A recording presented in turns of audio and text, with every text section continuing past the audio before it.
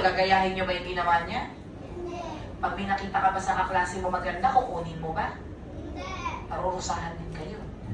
Wag! Ano ang lesson ng story natin? Wag maiinggit. Maging masaya kung ano ang meron kayo.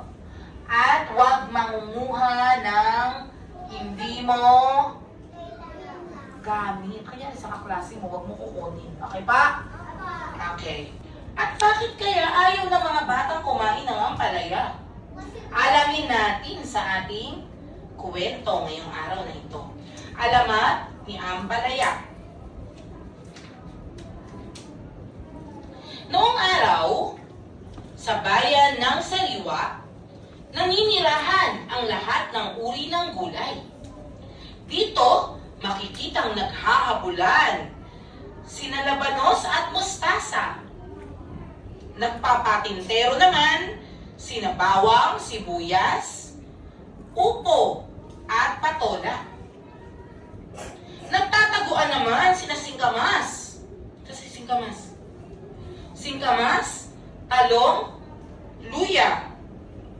Habang nagluluksong baka, si kamatis at si kalabasa. Ito ang bayan ng Sariwa, kung saan nakatira ang iba't ibang prutas ba sila? Hindi. Ano sila? Gulay. Gulay! Okay, yan. Ang saya nila, no? Nagpe-play sila. Isang araw, umusbong ang isang kakaibang gulay. Siya, si Ampalaya. Maputlang maputla ang balat niya.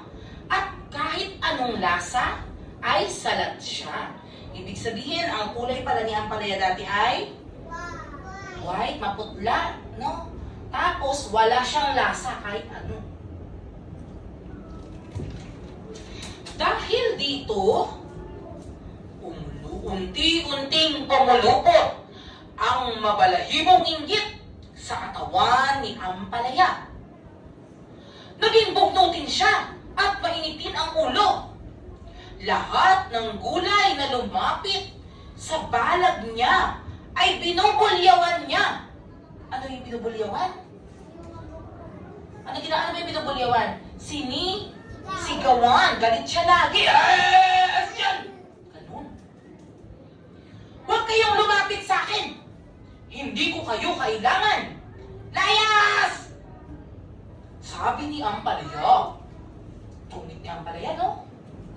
Dahil dito, tuluyan siyang nilayuan ng lahat ng gulay sa bayan ng Sariwa. Isang maalinsangang gabi, isang maitim na balak ang namulaklak sa utak ni Ampalaya. May naisip si Ampalaya. Kailangan magkaroon din ako ng lasa, kulay, at ganda. Tulad ng ibang mga gulay. Bulong ni Ampalaya sa sarili niya. Habang nananaginip ang mga gulay, isinagawa ni Ampalaya ang kanyang balak. Ano daw gusto ni Ampalaya? Magkaroon siya ng kulay. Ano pa? Magkaroon siya ng lasa. Ano kaya ang gagawin niya? Sa tingin niyo, ano kaya ang gagawin ni Ampalaya? Paintingan? Ano kaya gagawin niya? Isipin niyo. Sa tingin mo, Madi, ano gagawin ni Ampalaya? Ano kaya plano niya? Anong plans niya? Ano yung naisip niya? Magpipaint kaya siya? Ano kaya? Maliligo? Ano kaya gagawin niya? Pipinturahan niya? Sean, ano kaya? Caleb, ano kaya gagawin niya? Gabe, ano gagawin kaya ni Ampalaya? Naisip niya? Paano nga siya magkakaroon ng kulay, sabi niya? Ano kaya gagawin niya? Pintura. O sige, alamin naman natin kung anong gagawin niya. Dahan-dahan, gumapang siya papalapit sa mga balag ng mga walang kamalay-malay na biktima. Sinunggaban niya ang tamis ni kalabasa. Isinilid niya sa isang bayong ang asim ni kamatis, pati na ang anghang ni luya. Nakita rin niyang nakasampay sa bintana ang kaputian ni Labanos agad niya itong kinuha. Sinaklot din niya ang lilang balat ni talong at ang luntiang pisngi ni mustasa. Ano daw kulay niya, ano? Anong kulay daw ni labanos? Kulay white. Ano naman daw ang kulay ni talong? Purple. Ano yung Tagalog ng purple? Tagalog? Lila. Ano naman daw ang kulay ni mustasa? Ano yung luntian? Green. Kinuha niya. So ano pala ginawa niya? Ano ginawa niya, Isa? Kinuha niya. Ano ang tawag pag kinukuha niya nang hindi siya nagpapaalam? Magnanakaw. Tama po ba yun? Kinuha niya dahil naiinggit siya eh.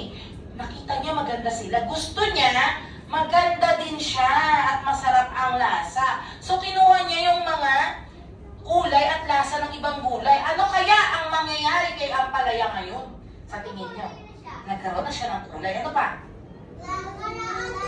Meron na siyang lasa. Pero, tama ba ang ginawa niya? Hindi. Malalaman natin anong susunod na mangyari. Isa pa ba, baby?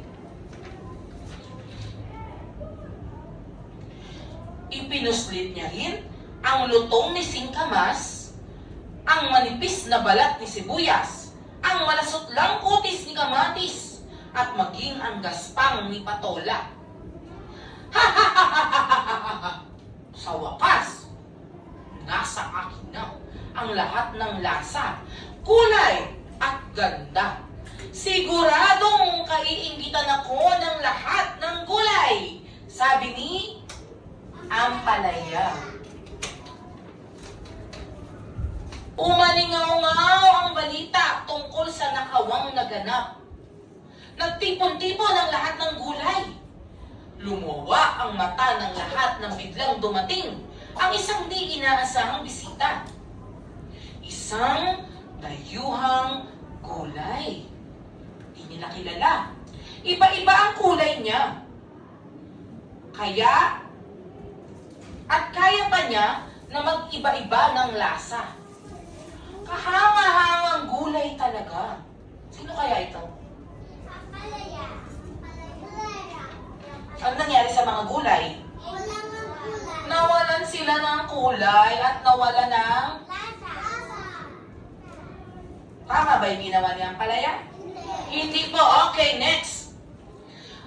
Ngunit, para kay kamatis, kaduda-duda ang pagkagulay ng bisita. Kaya, kinagabihan, tinipon niya ang mga kasamang gulay at sama-sama silang nanubok sa balag ng dayuhang gulay. Ano ginawa nila? Ano ginawa nila? Ano ginawa nila? Saan sila pupunta? Sa bahay ni Ampalaya. Sabi nila, teka lang, parang hindi ako naniniwala dun sa gulay na yun. Kakaiba yun ah. Halika, puntahan natin, silipin natin. Ang dayuhang gulay, nakaharap sa salamin, habang isa-isang hinuhubad ang lasa, kulay at ganda mula sa katawan niya. Nagulat sila nang tumambad sa harap nila ang isang maputlang gulay. Ang bugnuting si Ampalaya. Silip sila, oh. Kita nila, inuhubad niya. Isinakdal sa harap ng kalunti-luntiang, kasariwa-sariwaan, kasusta-sustansyang hukuman ng mga gulay, si Ampalaya. Meron silang justice, no? May mga magsasabi kung ano yung kasalanan niya, kung anong pahanusa sa kanya. Dumating ang lahat ng gulay sa bayan ng Sariwa. Nandoon din bilang hukom ang mga diwata, mga engkantada, mga, ang tawag doon? Engkantadya. Namalad niya yan. Ang mga diwata ng araw, hangin, lupa at tubig. Hindi pa nililikha ang gulay na nagtataglay ng lahat ng lasa, kulay at ganda ng kalikasan. Sabi ng diwata ng araw, ikaw ay napatunay ang nagkasala laban sa batas ng mga gulay. at sa batas ng kalikasan. Sabi ng diwata ng lupa. Ampalaya, ikaw ay parurusahan. Sabi ng diwata ng tubig. Ano daw gagawin kay Ampalaya? Ano ibig sabihin ng paparusahan? Kukulong kaya siya. Alamin natin ano kaya ang parusa ni Ampalaya. Bilang parusa, lahat ng ninakaw mong lasa, kulay at ganda mula sa mga kasama mong gulay ay sa'yo na. Sabi ng diwata ng hangin. Ano ginawa ng diwata ng hangin? Binigay na niya, lahat ng ninakaw niya, binigay na, kanya na yan. Parusa ba yun? Anong klaseng parusa yun? Sabi ni Ampalaya. Pagkaraan ng paglilitis, nangako ang mga diwata na ibabalik nila ang mga lasa, kulay at ganda ng lahat ng gulay na ninakaw ni Ampalaya. At ng gabing yon, may kabila-gilalas na nangyari kay Ampalaya. Ano kayo nangyari kay Ampalaya? Sa tingin nyo? Nag-away lahat ng lasa, kulay, at ganda na ninakaw ni Ampalaya sa loob ng kanyang katawan. Nagsuntukan ang puti, tuntian, dilaw, lila, at iba pang kulay. Nagmantsa ang madilim na luntian sa kanyang balat. Sa tingin, Coach, ano nangyari sa kulay niya? Naging, anong kulay to? Green. Maitim na green. Dark. No? Dark green. Nagsabunutan ang kinis at gaspang. Lumabas ang kanyang kulobo. At nagsigawan ang tamis, asim, anghang. Lumitaw ang pait. Ano na lasa ni Ampalaya? Mula noon, naging madilim na luntian ang kulay ni Ampalaya. Naging kulubot ang balat niya. Ang lasa niya ay mapait. Ngayon, kahit masustansyang gulay si Ampalaya, marami, lalo na ang mga bata na ayaw kumain sa kanya. Pero, alam nyo, Caleb, bukay sa ako, Caleb. Dito tingin. Pero alam mo, Caleb, nagsisi na si Ampalaya. Sa susunod, pag nakita nyo siya sa inyong pinggan, anong gagawin nyo? Subukan yung tikman at patawarin si Ampalaya sa kanyang mga kasalanan. Ano na ginawa ni Ampalaya? Ito, ano na ginawa niya dito sa uli? Nakipaglaro na siya. Di ba nung una kasi, ayaw niya makipaglaro. Naiingit kasi siya. Ano masasabi niyo ngayon kay Ampalaya? Pag nakita niyo si Ampalaya, doon siya may scoop. Patawarin niyo na si Ampalaya. Para patawarin si Ampalaya, kainin niyo na, tikman niyo na yung lasa niya. Ngayon, alam niyo na bakit siya mapait. Bakit ba mapait si Ampalaya? Ninakaw niya kasi, pinarusahan siya, kaya siya ay naging mapait. Yan. Kayo, gagayahin niyo ba yung ginawa niya? Pag may nakita ka ba sa kaklase mo maganda, kukunin mo ba? Parurusahan din kayo. Wag! Ano ang lesson ng story natin? Wag maiinggit. Maging masaya kung ano ang meron kayo. At wag mangunguha ng hindi mo gamit. Kaya sa kaklase mo, wag mo kukunin. Okay pa?